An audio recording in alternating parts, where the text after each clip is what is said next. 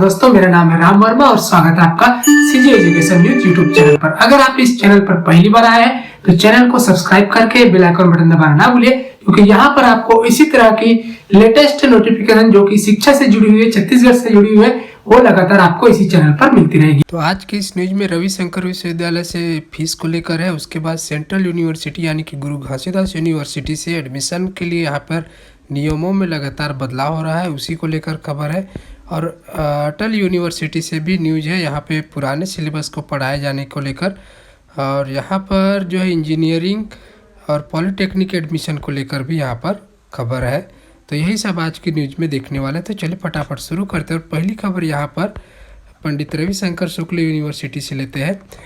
तो पंडित रविशंकर शुक्ल यूनिवर्सिटी ने कोरोना की वजह से नामांकन, डिग्री, माइग्रेशन और सर्टिफिकेट में सुधार जैसे डॉक्यूमेंट्स के लिए फीस नहीं बढ़ा है, लेकिन सब कुछ ऑनलाइन होने की वजह से स्टूडेंट को हर काम के लिए 50 से 150 रुपये तक एक्स्ट्रा खर्च करना पड़ रहा है। अब कॉलेज खुल रहे, टीकाकरण के बाद गाइडलाइन में छूट की वजह से स्टूडेंट यूनिवर्सिटी जाकर ये दस्तावेज लेने की प्रक्रिया कर सकते हैं, लेकिन वहाँ जाने के बजाय ऑनलाइन के कारण स्टूडेंट को साइबर कैफ़े का सहारा लेना पड़ रहा है। कैफ़े में साइट ओपन करने से लेकर दस्तावेज सबमिट करने तक का फीस तो देना ही पड़ रहा है। ज़्यादातर स्टूडेंट के पास ऑनलाइन ट्रांजैक्शन की सुविधा नहीं है, इसलिए वे साइबर कैफ़े वालों के अकाउंट से ही चार्ज देकर फीस का भुगतान कर रहे हैं। यही दोनों चार्जेस को मिलाकर स्टूडेंट को हर काम के लिए अलग पैसा खर्चा करना पड़ रहा है। रविशंकर विश्वविद्यालय के वित्त विभाग के काउंटर अप्रैल 2021 से बंद है। ज़्यादा खर्चा होने की वजह से छात्र संगठन इन्हें खोलने की मांग लगातार कर रहे हैं, लेकिन विश्वविद्यालय प्रबंधन अब भी सारे शुल्क ऑनलाइन लेने ही पर ही अड़ा हुआ है। नामांकन फॉर्म के लिए स्टूडेंट को ऑफलाइन जब होता था तब सिर्फ 50 रुपये खर्चा करना पड़ता था। दरअसल छात्र काउंटर में लाइन में लगकर फॉर्म लेते थे और उसे भरकर वही निर्धारित शुल्क के साथ जमा कर देते थे, लेकिन अब ये सिस्टम बंद हो चुका है। पहले ऑनलाइन फीस जमा की जाती थी, उसके बाद नामांकन फॉर्म मिलता था। नामांकन की ऑनलाइन फीस 50 रुपये है। इसे भरने के लिए ज़्यादातर स्टूडेंट को साइबर कैफ़े वालों के अकाउंट का सहारा लेना पड़ रहा है, जिसका चार्ज 20 से 25 रुपये या ज़्यादा भी देना पड़ रहा है। यही नहीं, फीस अदा करने के बाद नामांकन फॉर्म ऑनलाइन भरकर ही सबमिट करना है। साइबर कैफ़े इसका अलग चार्ज कर रहे हैं। इस तरह नामांकन आवेदन जैसा काम जो सिर्फ 50 रुपये में हो जाता था, उसके लिए अब 100 या कई बार 125 रुपये तक खर्चा करना पड़ता है।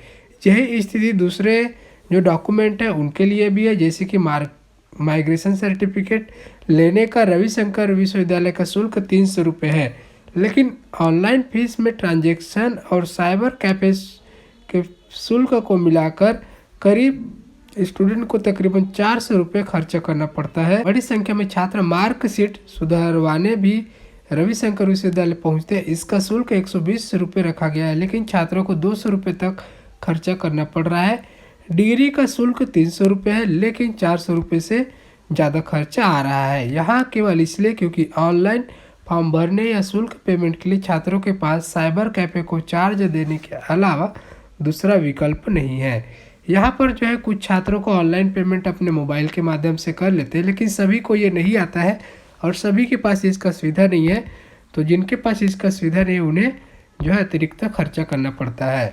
रविशंकर की परीक्षा फॉर्म या अन्य के आवेदन में कई बार डबल फीस कट जाती है, जैसे कि छात्र ने ऑनलाइन आवेदन फॉर्म भर दिया, फीस भी कट गई, लेकिन आवेदन सबमिट नहीं हुआ। इस चक्कर में स्टूडेंट को 2 बार फीस जमा करना पड़ता है। विश्वविद्यालय से पैसे तो वापस किए जाते हैं, लेकिन ये फीस जिस अकाउंट से कटा है उसमें ही जाता है। अधिकांश छात्र साइबर कैफे से आवेदन करते हैं, वहाँ से दोबारा फीस के पैसे लेने में दिक्कत होती है। हालांकि परीक्षा फॉर्म भरने को लेकर कॉलेज में सुविधा दी जाने लगी है, फिर भी कई छात्र साइबर कैफे पर ही निर्भर है।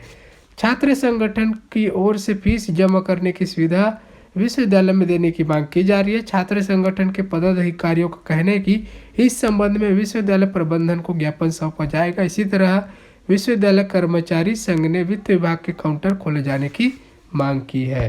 सेंट्रल यूनिवर्सिटी में प्रवेश की प्रक्रिया चल रही है। तीसरी मेरिट लिस्ट जारी होने के बाद यूनिवर्सिटी के 53 विभागों में 665 सीटें खाली रह गई है। इन सीटों पर एडमिशन के लिए यूनिवर्सिटी ने एक और नियम बदल दिया है। अब जिन विभागों में जिस कैटेगरी की सीटें खाली है, अगर वहां उस कैटेगरी के छात्रों के आवेदन है तो उनकी मेरिट लिस्ट बनाकर उन्हें पहले एडमिशन दिया जाएगा। ऐसे छात्रों का पंजीयन सुबह 10:30 बजे से दोपहर 1 बजे तक किया जाएगा।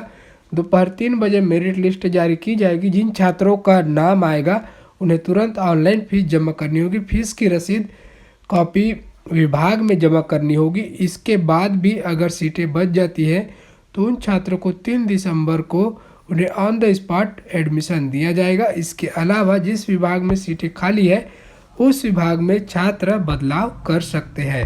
सेंट्रल यूनिवर्सिटी में जनरल कैटेगरी में एमए इंग्लिश में 1 सीट, एमए हिंदी में 9, एमएससी एंथ्रोपोलॉजी में 10, एमएससी ग्रामीण प्रौद्योगिकी में 3, एमएससी इलेक्ट्रॉनिक में 3, एमएड में 1, पीजीडीसीएल में 7, बीए ऑनर्स हिंदी में 17, बीए ऑनर्स एंथ्रोपोलॉजी में 5, बैचलर ऑफ सोशल वर्क में 1, डी फार्मा में 2, इलेक्ट्रॉनिक्स में 10, बीएससी ऑनर्स एंथ्रोपोलॉजी में 2 सीटें खाली है। इसी तरह 53 विभागों में एससी कैटेगरी में 127, एसटी कैटेगरी में 34, ओबीसी में 226 और ईडब्ल्यूएस कैटेगरी में 175 सीटें खाली है। अटल यूनिवर्सिटी प्रदेश की पहली ऐसी यूनिवर्सिटी है जो बीएससी कंप्यूटर साइंस के प्रथम और द्वितीय वर्ष के स्टूडेंट को एक ही सिलेबस से पढ़ाई करा रही है।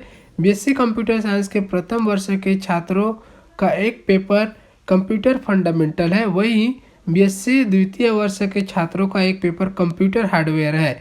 इन दोनों पेपर का सिलेबस एक ही है।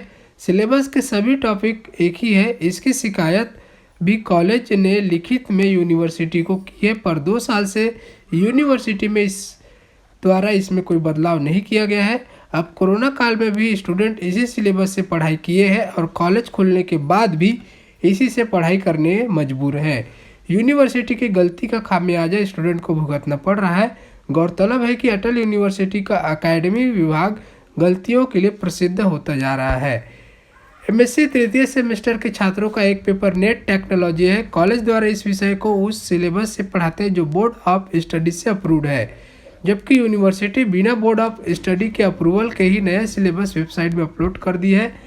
अब ऐसे में छात्रों की पढ़ाई पुराने सिलेबस से हो रही है और परीक्षा नए सिलेबस से। इसकी शिकायत भी स्टूडेंट व कॉलेज किए हैं, पर इसमें भी यूनिवर्सिटी 1 साल बाद भी सुधार नहीं कर पाई है। एयू से संबंध 22 कॉलेजों में बीएड व एमएड की पढ़ाई होती है। इन स्टूडेंट का सिलेबस 2 साल से यूनिवर्सिटी वेबसाइट पर अपलोड नहीं की है। वही कॉलेजों को भी यूनिवर्सिटी से सिलेबस नहीं मिल रहा है। ऐसे में बीएड एमएड के सिलेबस के लिए कॉलेज व छात्र दोनों परेशान हैं। कुल सचिव डॉक्टर सुधीर शर्मा ने कहा कि सिलेबस में गड़बड़ी की शिकायत 2 महीने पहले मिल चुकी है। हमें सेंट्रल बोर्ड ऑफ स्टडी से जो सिलेबस मिला था उसे अपलोड किया गया है। हालांकि इसमें सुधार की प्रक्रिया शुरू हो गई है, जल्द ही व्यवस्था में सुधार कर लिया जाएगा। इंजीनियरिंग और पॉलिटेक्निक में एंट्रेंस एग्ज़ाम के साथ ही जरूरी परीक्षाओं यानी कि 10वीं 12वीं के आधार पर प्रवेश की छूट मिलते ही 1119 आवेदन आ गए। तकनीकी शिक्षा संचालनालय ने बुधवार को संस्थाओं की सूची भेज दी। गुरुवार 25 नवंबर को सीधे संस्थाओं में एडमिशन होगा।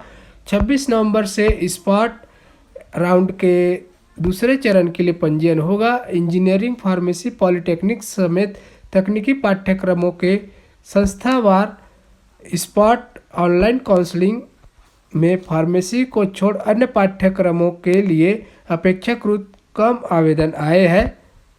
इंजीनियरिंग में 7000 से ज़्यादा रिक्त सीटों के लिए 705 आवेदन तथा डिप्लोमा इंजीनियरिंग की 5500 से ज़्यादा रिक्त सीटों के लिए 414 पंजीयन हुए हैं।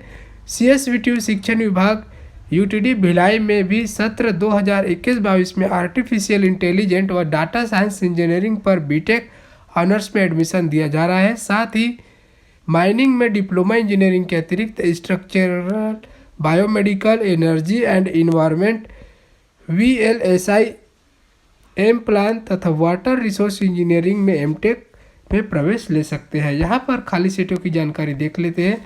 तो BE में 7,045, पॉलिटेक्निक में 5,548, फार्मेसी में 909, एमटेक में 1,042, MBA में 529 और FCA में 164 सीटें अभी भी खाली है। बालोद से खबर है तो उत्कृष्ट विद्यालय प्रबंधन समिति द्वारा संचालित स्वामी आत्मानंद शासकीय उत्कृष्ट अंग्रेजी माध्यम विद्यालय डोंडी लोहारा अर्जुनदा गुरूर के लिए सहायक ग्रेड 2 व सहायक ग्रेड 3 के पदों पर संविदा नियुक्ति के लिए दावा आपत्ति के बाद पात्र अभ्यर्थियों की वरीयता सूची जिले की वेबसाइट में प्रकाशित की गई है। पात्र अभ्यर्थियों को वरीयता क्रम में 1:30 के अनुपात में कौशल परीक्षा के लिए आमंत्रित किया गया है। तो ये था दोस्तों आज की डेट में छत्तीसगढ़ की शिक्षा से जुड़ी तमाम खबरें। ये खबर आपको कैसी लगी, अच्छी लगी तो लाइक कीजिए और ऐसे ही लेटेस्ट अपडेट के लिए चैनल को सब्सक्राइब कीजिए। धन्यवाद, मिलते हैं अगले वीडियो में।